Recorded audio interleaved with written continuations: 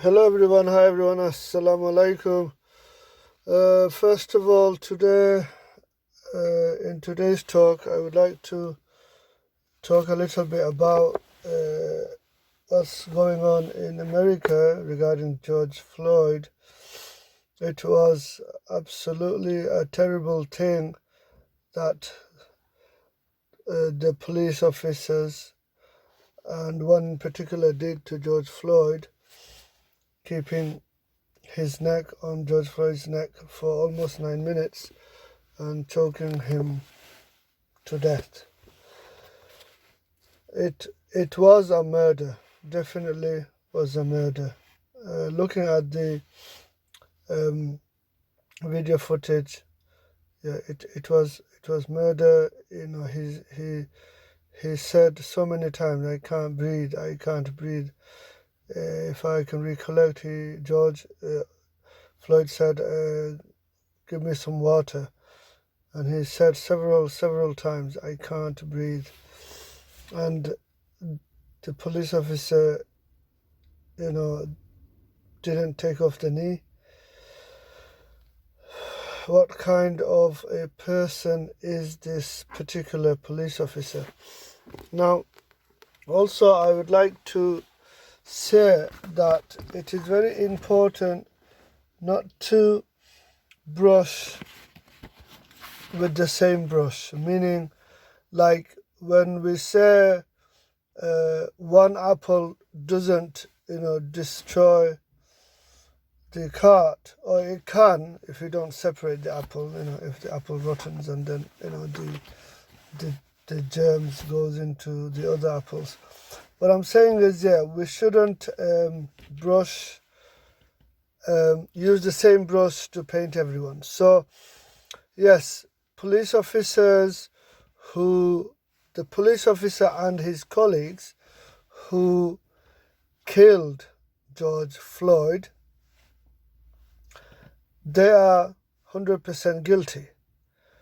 But we should be careful to remember that not all police officers are bad.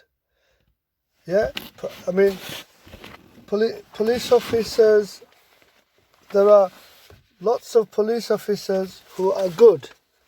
And of course, there are corrupted police officers. Likewise, there are corrupted politicians. Likewise, there are corrupted Muslims. So, example, few Muslims become terrorists and do horrible things. It doesn't mean all Muslims are bad. Likewise, police officers who are corrupted, it doesn't mean all police officers are bad. And this is very important. Now, I have been looking at some news footage, mainstream media. So obviously, Sky News, Fox News, BBC, the right and the left and the middle, and of course other, listening to Ben Shapiro, listening to Muhammad Hijab, and of course everybody have their own opinions. But what seems to me is that there is rioting going on, meaning looting and lawlessness in the states, in the cities in America, which is very wrong. I think what's going on is, of course, the protesters are doing proper protests, but anarchists, which are actually the looters, find the opportunity, and then in between the protest, and of course police generally would be stretched to the limits in these kind of situations, and so the anarchists, the looters, will loot. And this is wrong. This is really, really wrong. America is a good country. America is a lovely, beautiful country. And of course, which country doesn't have problems? All countries have problems. There are, like in China, there is concentration camps and Uyghur Muslims are being tortured and raped and killed. There in Palestine, there's oppression regarding the Palestinians. In Kashmir, there's oppression from the Modi Indian government. So, which countries, almost all countries have problems. And what we shouldn't forget is that we are the children of Adam and we could rise above our problems if we communicate with each other and come to an understanding that, look, what is wrong is wrong. What the police officers and the police officer in question did to George Floyd and other police officers that have done wrong to the black people is absolutely wrong. And yes, police officers in authority, they go over their heads sometimes and they do terrible things. But violence is not the solution.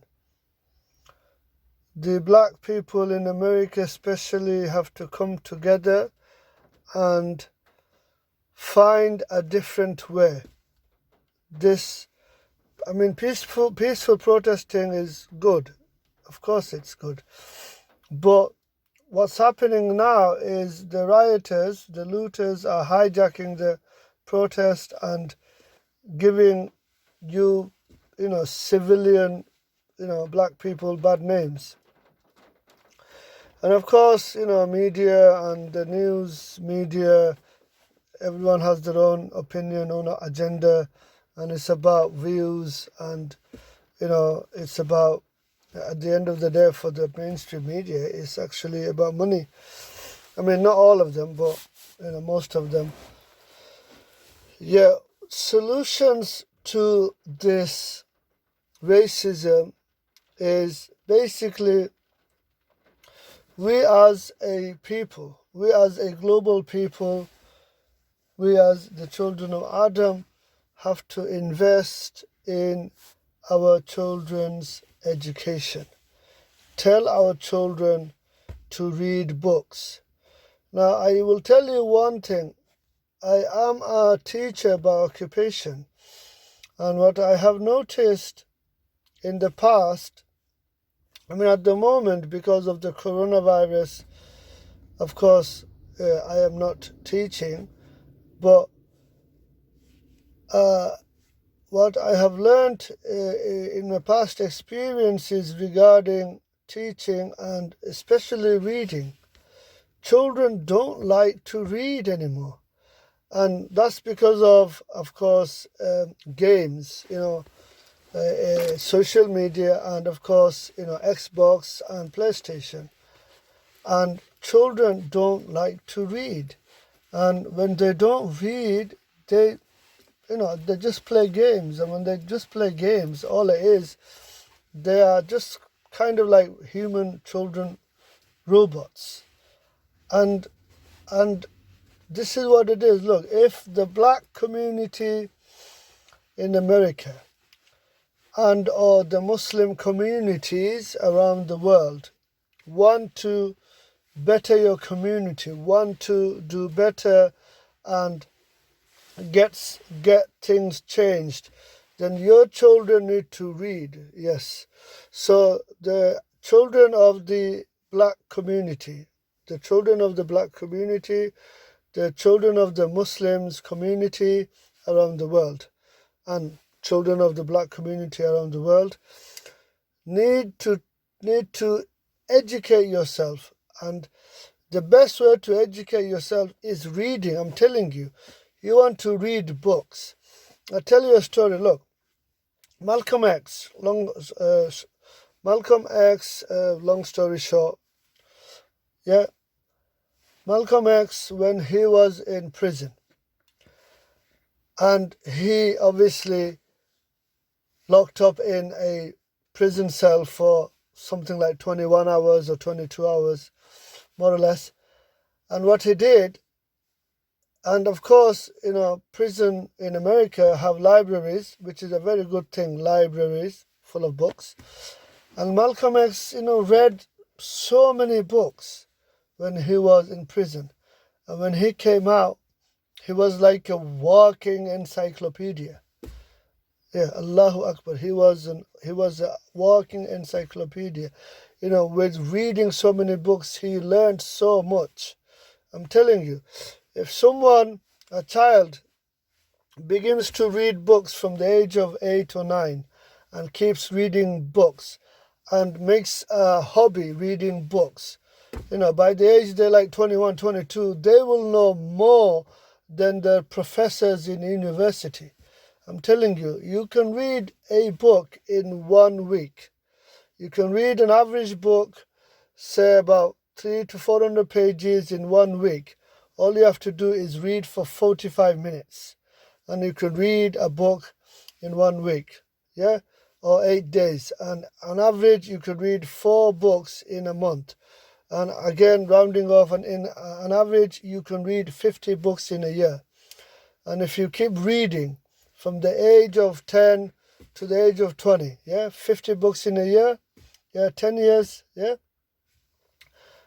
what's that? So 10 times 50, yeah, 500 books. You would have read 500 books. You will be super intelligent. You know what they do with artificial intelligence? These deep neural networks. You ask any computer scientist and they will tell you they keep feeding the artificial intelligence data, meaning information. And the more information the deep neural network, which is artificial intelligence, gets, it becomes more intelligent and super intelligent. And the brain is similar. The more you read, the more intelligent you become. The more you read, the more smart you become. And I don't see children reading. And that's the problem. I'm telling you that we, as the children of Adam, the problem is we don't read. And then we like to blame others. Yeah? Yeah, well, he's racist, that guy is corrupted, she is corrupted, he is corrupted, all that. And, if we keep doing that, we are not going to actually rise up and become a super intelligent species. We can become a super intelligent species if we encourage and persuade our children to read books. Yes, I'll say it again. Read books. Children need to stop playing games like Call of Duty and Grand Theft Auto and FIFA. Yes, and adults, football. Really, what are you going to get out of football? I mean, it's not going to benefit you, is it? Read, go to your library, get some books and get reading. I'm telling you. This is, you need to educate your children. So this is for, all disadvantaged groups. Yeah, all disadvantaged groups. Okay, so at the moment, all disadvantaged groups at the moment is, I'm telling you, because of lack of education. Yeah, and if you, look at the people who are in power, that's because they're educated. I'm sorry, they're not. Okay, yeah, maybe the color of the skin is a factor. So yeah, white people in power, yeah, all around the world. I mean, Western countries, but look at their education. Alhamdulillah, they are very educated. They understand this. What I'm saying, disadvantaged groups, whoever you are, and of course, in the UK there are white community disadvantaged groups. Again, because of not reading.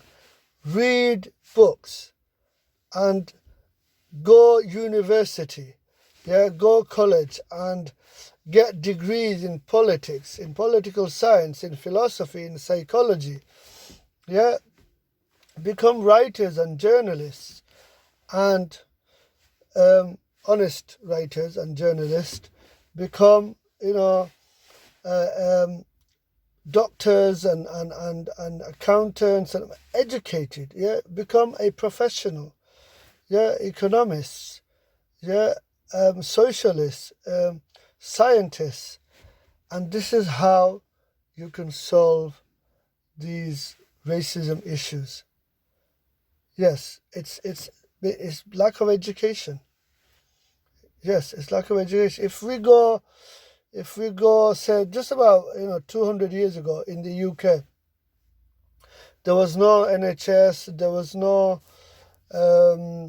DWP, meaning benefit system to help the needy, the disadvantaged. There was none of that. And yes, European, English, Irish, Welsh children, especially poor families, at the age of 9, 10, 11, had to go and work and do really nasty work, cleaning other people's excrements, urine, cleaning the chimney and cleaning the streets. But then, education helped. So basically some people later on said, look, we really need to help these children. It's wrong, a child is working for, at the age of 10. We need, education. And so, and it's not like the British government didn't have money. Oh, they had money. I mean, British Empire back then, going back 200 years or 250 years, they had money. And also it was almost the beginning of the Industrial Revolution in the United Kingdom. So they had money, but they didn't understand, some of them at the top who had money, they actually didn't know how to reinvest their money. So some people who are more educated suggested, look, we need to invest in building infrastructure. So let's, railways and, make them better, and roads, and but especially let's have schools and colleges, or they called them polytechnics back then, and basically, schools. So the people who had money said, well, what are we going to get out of it?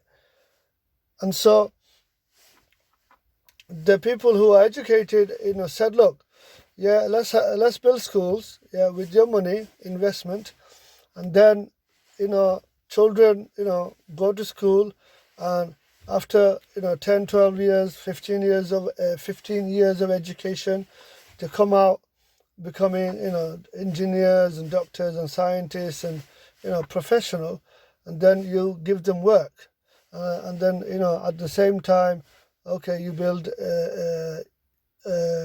more infrastructure such as hospitals, and expand the railway system, expand the road system, transportation, all that, ships and navy, and then if you can put 4 million people into work and say, right, now I want income tax, so just to make the maths easy, so 4 million people back then said they earned £10 a week, and or said they earned £20 a week, and the tax was like £1. 4 million people, £1. That's 4 million a week income tax goes back to the government or to those people who invested in building schools. And this is what we need to do in America, in Black African communities, in Muslim countries, like in Bangladesh, in Pakistan. We need to, the rich should invest in schools, and then, they become doctors and engineers and scientists, and then you give them job, and again you increase the salary slowly and ask for income tax. And that's how Britain, United Kingdom, is tax rich. and has come a long way. And similar with the United States of America. I mean, I don't want to go into the Columbus and colonialism, but yeah, Christopher Columbus went and he killed a lot of Native Americans. But post Columbus, United States start building infrastructure and hospitals and schools and colleges, and so education is the key. But I'm telling you, nowadays, reading. I mean, honestly, you could read online. You can subscribe to Amazon. I think it's about £8 or £9 a month, and you will have access to millions and millions of books. Yeah, just get a Kindle, Kindle Reader, which is about only like £40 or something like that, and your child will have access to so much books to read. So, this is what we need to do. We need to tell our children to read books. And then we as children of Adam, peace be upon Adam, can leave this racism behind. Reading also will help, reduce inequality, meaning your child who, because of reading, easy to get a degree, finds it easy to get a degree, will get a better job. Yes, definitely. Okay, so this is what we need to do. And look, I tell you, someone with a degree is always better off. And I'll give you a good example. So, two people at the age of 22, average 22, and one person has a degree, has a university degree, and the other person doesn't. But both of them begin to work, say, at Asda or Tesco, Asda or Walmart. And the person with the degree will start on what's called a graduate training scheme as a junior manager on a salary between 18 to 25,000 pounds or dollars a year, give or take. The person without the degree will start on minimum wage, which is, I don't know, £8 maybe, or £7 an hour. Yeah. Now, 3 years later, the person with a degree will become the store manager, or 4 years later. The person without the degree will still be on minimum wage and doing shelving. Another 5, 6, 7 years later, the person with the degree will be a senior manager, more promotion, company car, even probably will have some shares in Asda or Walmart. You see my point? But the person without the degree will still be shelving. That's because he will not be given more responsibility, because he wouldn't know how to, what to do with more responsibility. I mean, if someone does not have a degree, what it means is they haven't trained themselves for more responsibility. Okay? So, reading and then going to university, getting a degree. And also, when a person does a degree, 3 to 4 years, 5 years, they, each year they're doing assignments, they're learning, they're progressing, they're reading. And after, that 3, 4 years, when they graduate, they become, a better person. Education generally should make you a better person. I mean, what I'm trying to say is that greed is a choice, and we should avoid greed. Definitely, greed is a choice, jealousy is a choice. Free will allows you autonomy, therefore dual nature, therefore choices. Positive nature factors and negative nature factors. Now, that was, regards to, of course, I started with George Floyd and then education, but that's the key. The solution is education. Protesting is all good and looting is bad. And what I'm trying to say is protesting. I mean, there's been so many protests in the past. Was it 1992 LA riots when Michael Jackson was alive? For similar, incidents. This, protesting will not actually change the current situation. Solution to the current situation regarding disadvantaged people all around the world, be African Americans in America, be Africans in Africa, be white people in South Africa, be Muslims in all around the world. Key education is the key.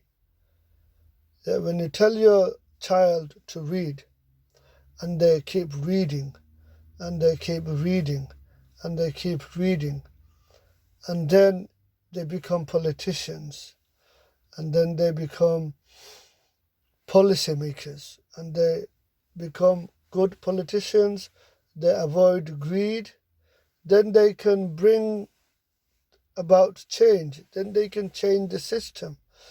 The only way to change a corrupted system is to be involved and get into that system.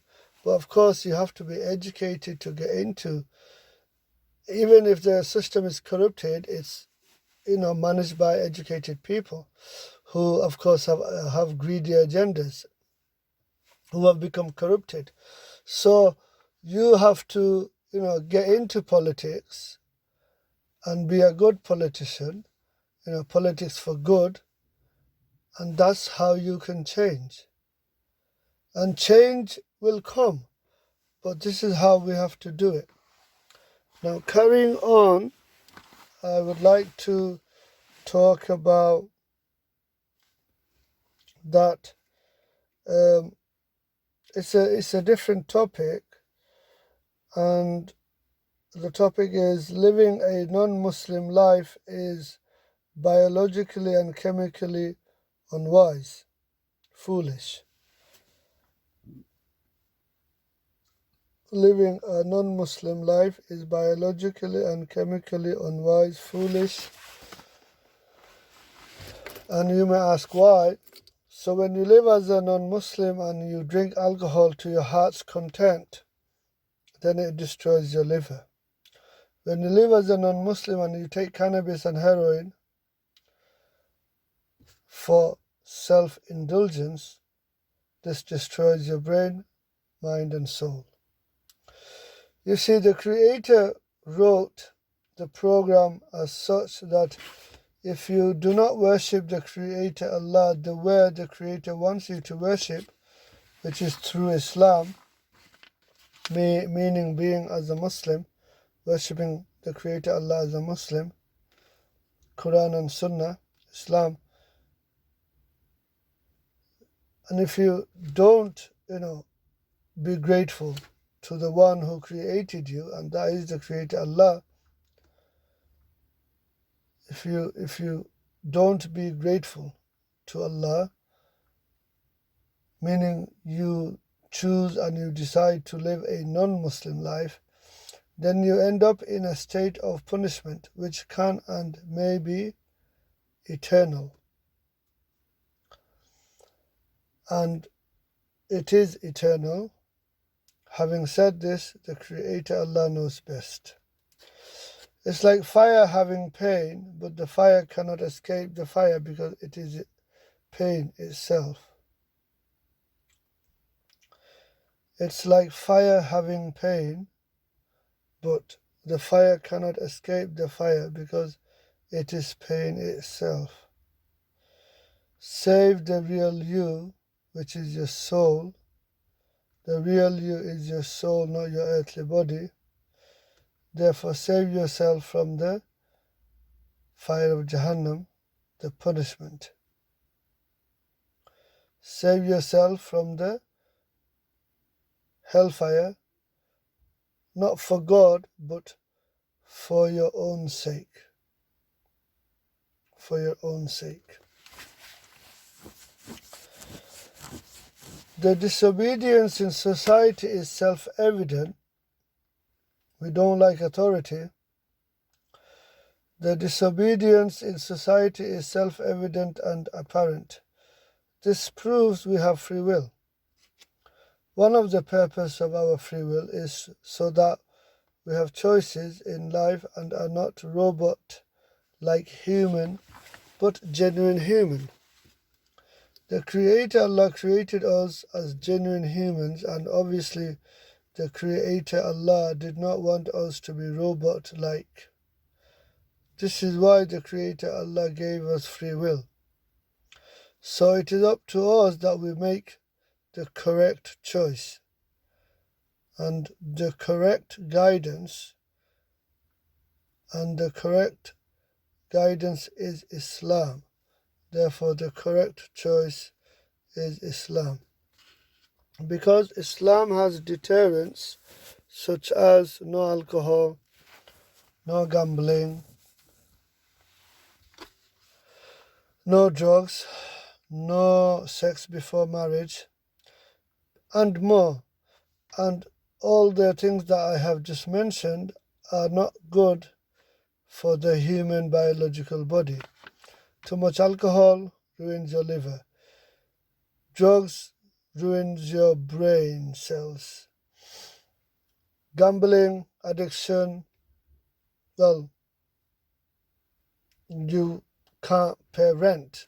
If you become addicted to gambling, then you waste all your money in gambling and you can't pay rent, and eventually you become homeless.